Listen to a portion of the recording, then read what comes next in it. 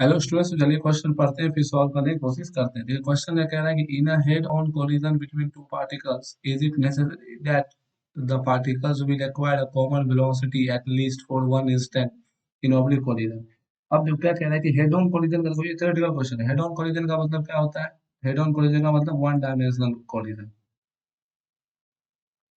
ठीक है, अब देखो अगर कोलिजन के वर्ड क्या होता है, कोलिजन एनर्जी ट्रांसफर करता है। ठीक है, तो both particle at some instant ऐसा हो सकता है कि बोथ पार्टिकल मूव करे वेलोसिटी के लिए। लेकिन फॉर इन इलास्टिक कोलिजन अगर हम लोग बात करें, इलास्टिक कोलिजन की हम इस अभी बात कर रहे थे।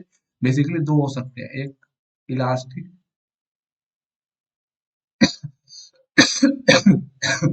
इन इलास्टिक हेड ऑन में, हेड ऑन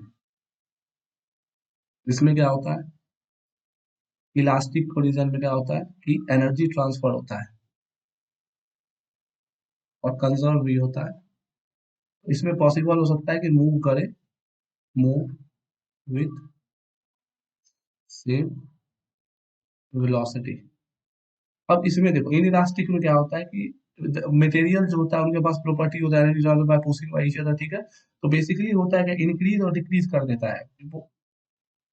लेकिन इस केस में क्या होता है कि पार्टिकल जब दोनों टकराता है इन इलास्टिक में, तो देखते हो दोनों पार्टिकल स्टिक होकर चले जाता है। तो इस केस में किसी एक इंस्टेंट पे at some instant it is possible, some instant it is possible both move with same velocity. Both किससे मूव करे, सेम वेलोसिटी से मूव करे। जैसे कि एक सिंपल आप समझ लो कि पार्टिकल पी ऑब्लिक में मैं बता दे रहा हूँ।